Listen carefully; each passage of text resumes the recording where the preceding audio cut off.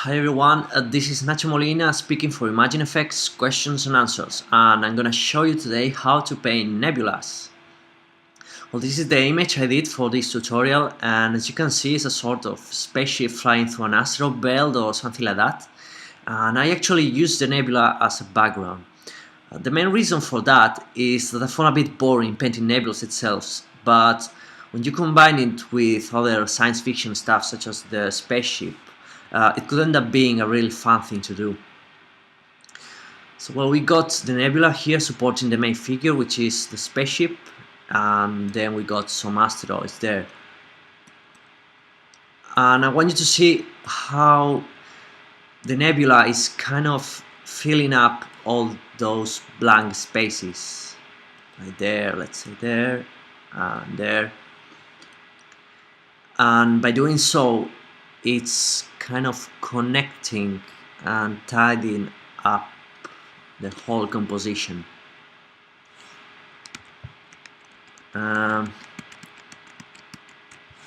Also, it gives us some really nice textures and vivid colors, and for all that reasons, really, it's a really handy theme to use in your space or science fiction illustrations.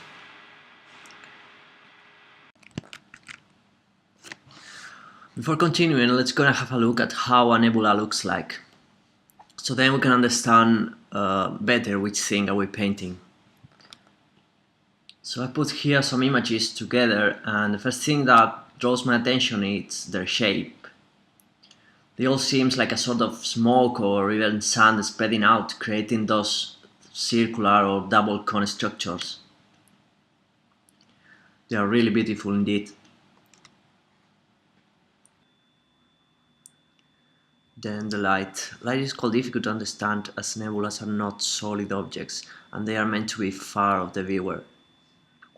You have some bright parts that seems to be like the core. So for instance here you got this bright part, or this one here, and then they kind of seems to fade to black toward the edges. But whether or not they could be considered in real life as a sort of emissive light is something I don't really know. Maybe you guys know this better than me. But I guess in painting you can do whatever you want as long as it works in the image. So for instance, in my drawing here I'm using the nebula as a backlight, and then I have another light coming from the right. Finally, the colors. Well, I don't think that really matters, as we can paint them in any color really. We can have them orange, green, blue. It doesn't make any difference really, so I'm gonna skip that part. What's really cool about nebulas, and I guess this has more to do with the way we are used to see them in photos, is how the colors blend together. So if we look close to the photograph, I don't know if you guys can appreciate that, but we got that orange tones becoming pink, and then these greens over there becoming that brown, and then green and black again, and it's really beautiful and really cool, and it kind of reminds me to the lens correction filter in Photoshop. I'll explain you how I get this effect later on. Yeah, so basically all in all what we have learned is nebulas are kind of complex structures made of light, and as any organic texture, what we want to do is painting its feeling rather than copying the actual photo. Let's see how I make it.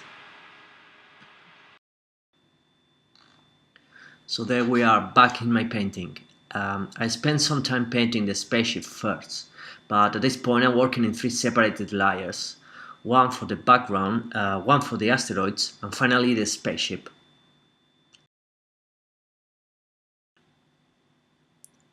As we are gonna paint a space scene, I guess starting with a black background is in order. I paint some gradient in a warm tone using a gradient tool. And then I apply some textures with a custom brush just to create some visual noise.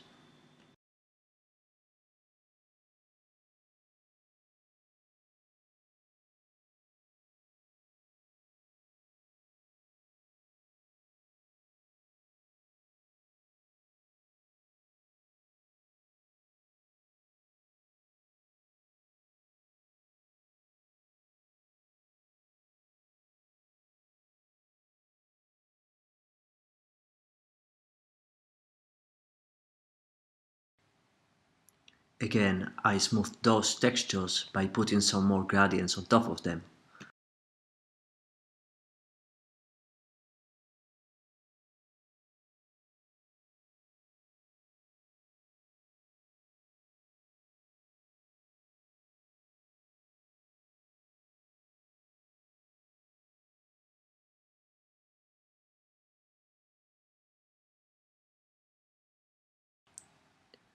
Now, here I'm using the main tool for this tutorial, the smudge tool. Smudge tool is a really nice tool for blending colors. I use it pulling the pixels toward the edges, trying to emulate that spreading effect of nebulas. If you pay attention, you'll see how that orange color becomes green before blending to black. I don't know the science behind this, but I thought it was really cool accident to take advantage of.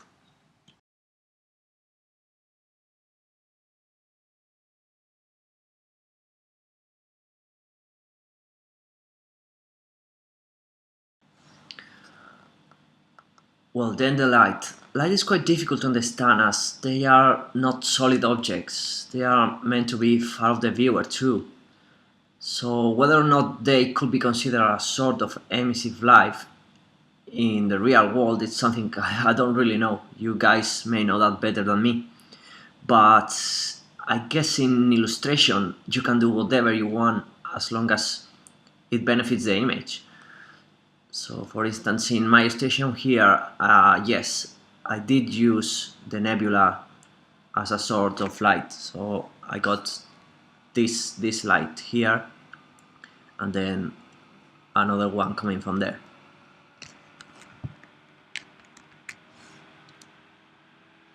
So if you look at the nebula, there are some parts which seems to be like brighter.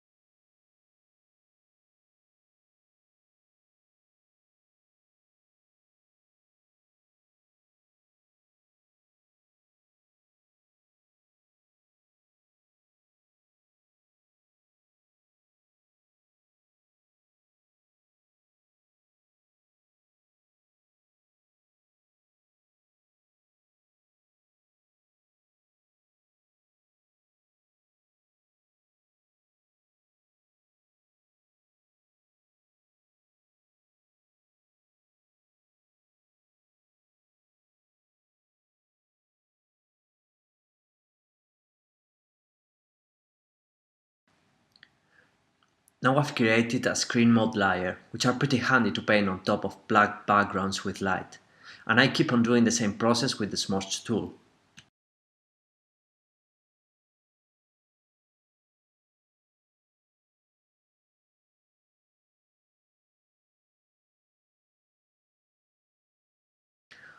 Working on two different layers allows me not to destroy the previous work. So now I'm blending on the screen layer and keeping the normal one safe.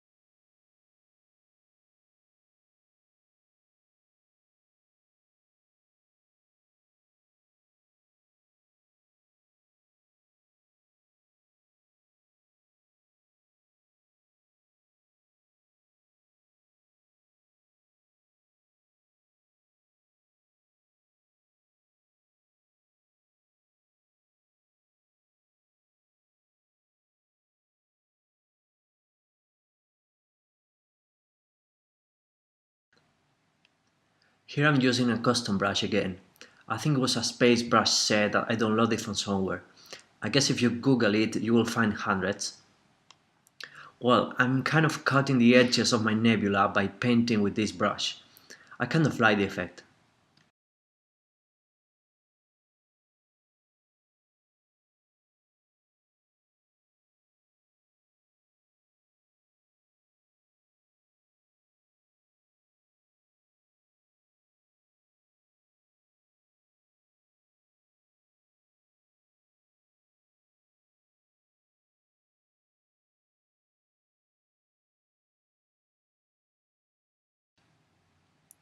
Touch tool is another tool I'm using here to bring up some of the light. If you set it up in highlights, it will dramatically saturate some of the colors, which is cool if you use it correctly.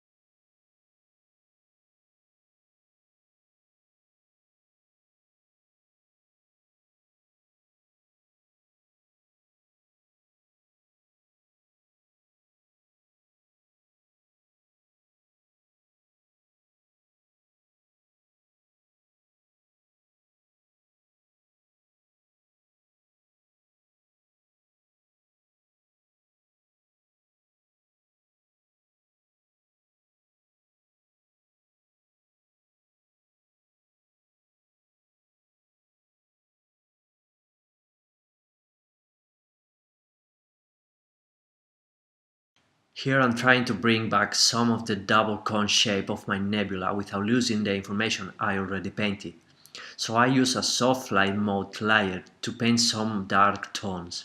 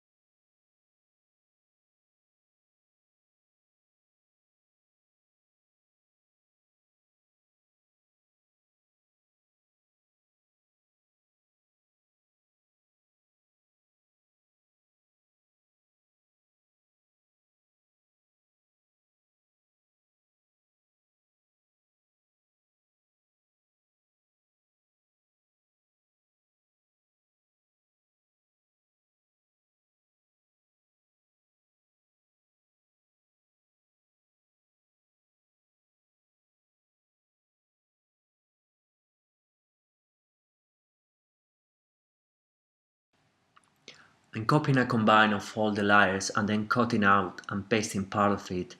I did some Ctrl T work here to distort the image and get a better shape. Then I erased the parts I don't like to show up the layer underneath.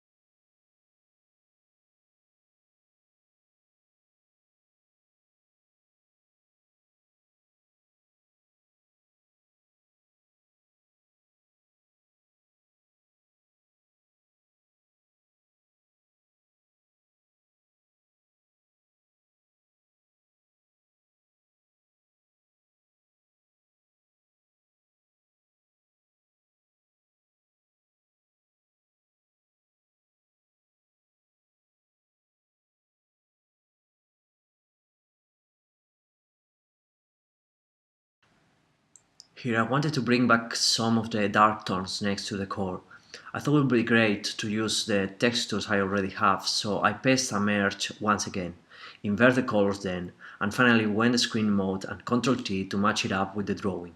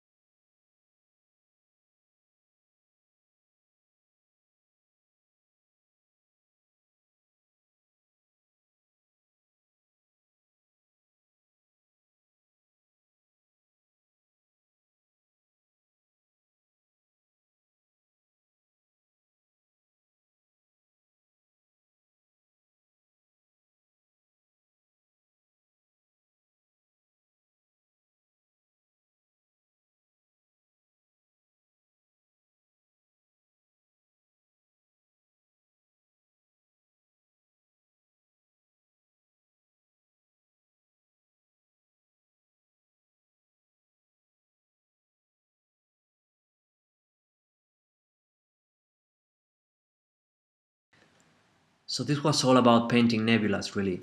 A lot of smudge, gradient tool, copying, pasting and Ctrl T. You want to learn about the happy accidents you may come across and take advantage of them. To finish off the image, I just added some stars in motion blur and highlights. Check it out in the magazine. Well, I hope you have enjoyed this tutorial and found it useful. Thanks for watching. Bye bye.